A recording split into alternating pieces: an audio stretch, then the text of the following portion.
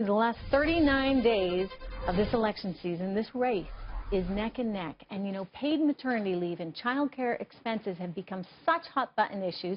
Both candidates are trying to really battle it out to win the women vote. Joining me right now is the author of The Pie Life, a guilt-free recipe for success and satisfaction, Samantha Ettus. Samantha, good to have you here. Thanks for having me. Tell me about your book first, The Pie Life. What's that mean? Well, I realized that all of our frameworks for thinking about work and life were faulty. You know, a scale doesn't work because we're never spending equal time at work and home if we have a thriving career.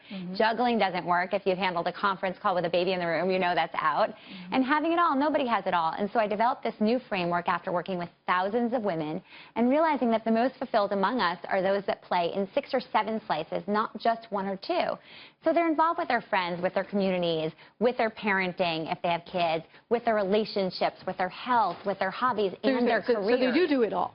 Well, just in different amounts. Right, and they allow themselves to do it without guilt, like go on the mom's night out, go on date night, and have the career. As we think about women and working women in this election, and, you know, we've heard both candidates come forward with plans for maternity leave, et cetera. You know, what do you think that it is that women really need? Well, one of the issues is that we don't want to even use the term maternity leave anymore. We want to talk about parental leave. Because at the end of the day, if you don't have dads taking time off, if you're not equals at home, you're never going to be equals at work. And when you talk about only maternity leave, as Donald Trump does, then you're not realistic about what the 21st century family looks like.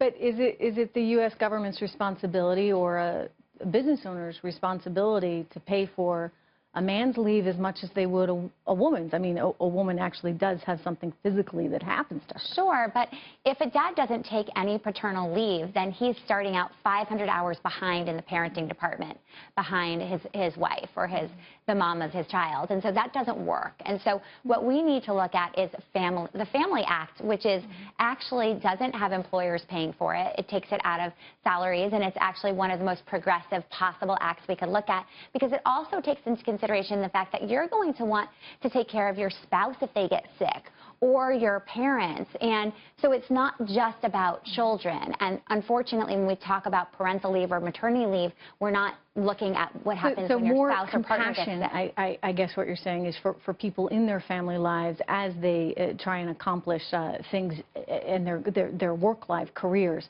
And again, this would come back on the government?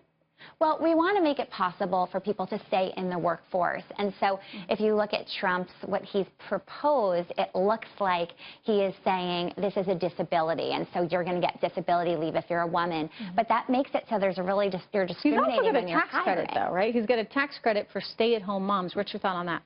Well, you know what? This is part of why I wrote this book, because it's so important for women to realize that those baby years are so short and our careers are really long. And the reality is if you take time off for a baby, you're not getting back in. It's worse than a coin toss, your odds of getting back into the workforce. I mean, are you getting a lot of heat for that? Because a lot of people would say, but you should be able to take that time off, period. You should spend those years at home with your young ones. Well, listen, if I could wave a magic wand today and say our workforce is going to be amenable to us leaving when we have kids and coming back when the kid's in kindergarten, that would be great, but the modern workforce is not like that, and it's actually one that is not welcoming back to people who take time off. So your advice... Keep working. Keep that foot in the door, no matter what. I'm still there. I get 3. You get 3. We're in the trenches. It's quite a juggling act, or a pie life, as you point out in your book. Thank you so much. Good to have you here.